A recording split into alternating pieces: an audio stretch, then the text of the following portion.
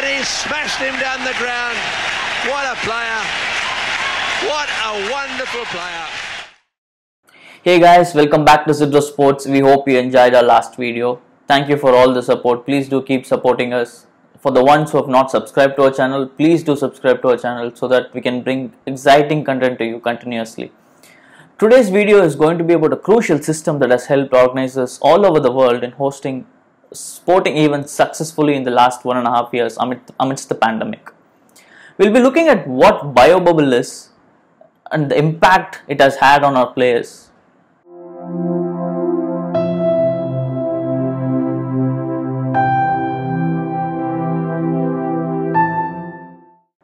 I know most of you all know what a BioBubble is. For the ones who are not aware of it, a BioBubble is a safe and secure environment created by the organizers who host a sporting event amidst the pandemic.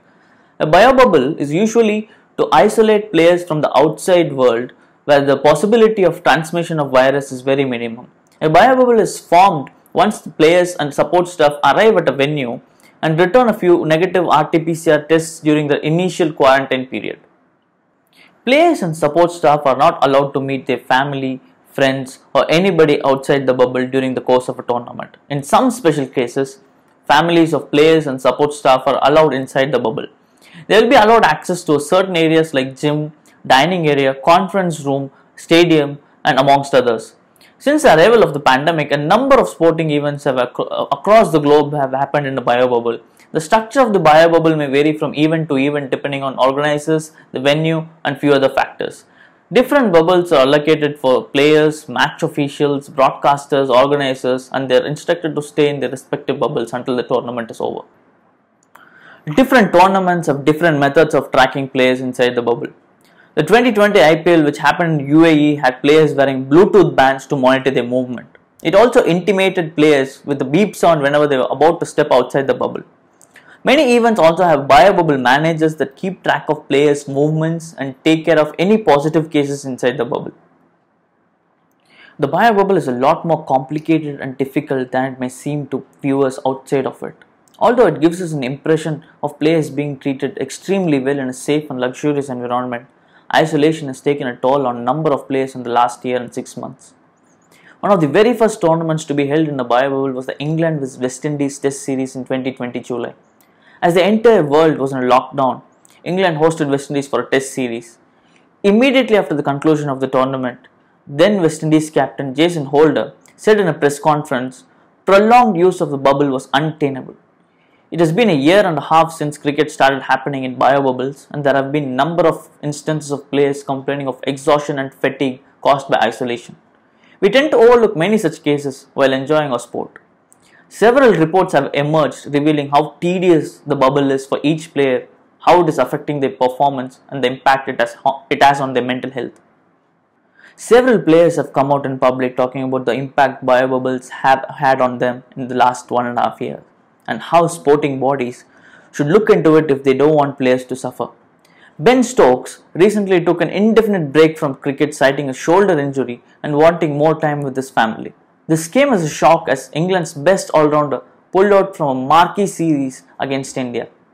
If you look at it closely, Stokes has been spending majority of the last year in hard quarantines and BioBubbles across different countries for several tournaments.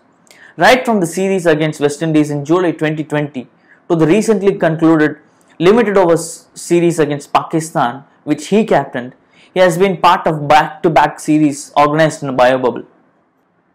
Tabraiz Shamsi, South Africa's spin bowler, travelled to Ireland from the Caribbean, where he had been with his team since June. Later, after completing a limited over series against Ireland, he flew to London for the 100 tournament. Living 2 months away from his family, especially his 2-year-old child, has been exhausting for him. In a social media post, he said, "It doesn't matter how nice your hotel is, because you're literally just leaving your room to go for practice or where you're playing a match. You could be in the team bus and you see people outside just walking and you realize, I haven't even done that for 2 months. I don't think everyone truly understands the impact these things have on us, our families and our lives outside of cricket. Sometimes it just feels like we're caged circus animals who only get taken outside when it's time to practice and play matches to entertain the crowd." That's a serious statement coming from a cricketer. Shane Watson, president of Australia Cricketers Association, warned that the bio bubble has complicated every aspect of professional cricketers' life. He highlighted the concern of zero life balance due to extended periods away from home for players. There have been many instances of players breaching the bio bubble, and the very first incident happened when England fast bowler Jofra Archer went home to see his dog during the series against West Indies.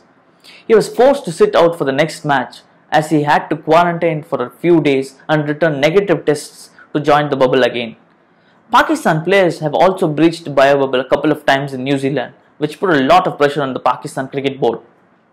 These instances of breach are no crime of players, but them going on with their casual routine that have become a luxury or breach of codes in these unprecedented times.